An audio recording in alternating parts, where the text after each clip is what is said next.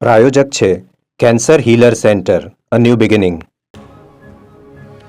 જામનગરમાં સરકારી જીજી હોસ્પિટલ ફરી વિવાદમાં. હોસ્પિટલની લોબીમાં શ્વાનના આટાફેરા, એક બે નહીં, મોટી સંખ્યામાં શ્વાનની હાજરી જોવા મળી. આ પહેલા પણ હોસ્પિટલમાં શ્વાન હોવાના નોંધાયા છે બનાવ. ડાંગના સુબીર તાલુકામાં ડાકણ વિધિ કરનાર 6 શખ્સોની ધરપકડ.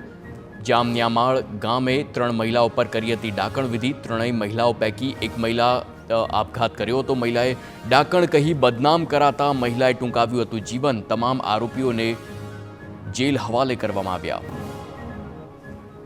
જૂનાગઢના પાદરિયામાં પીઆઈ સાવજ પર હુમલો કરનાર આરોપીઓનું પોલીસે કાઢ્યું છે સરઘસ. આરોપીને સાથે રાખીને પોલીસે ઘટનાનું રિકન્સ્ટ્રક્શન કર્યું છે.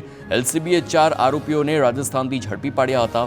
બુટલેગર લખન પીઆઈ સાવજ સાથે ઝપાઝપી કરી નાસી છૂટ્યો હતો.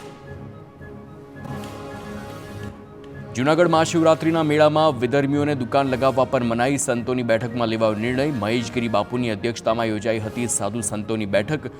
મેળામાં અસામાજિક તત્વો પર લગામ લગાવવા સંતોની માગ.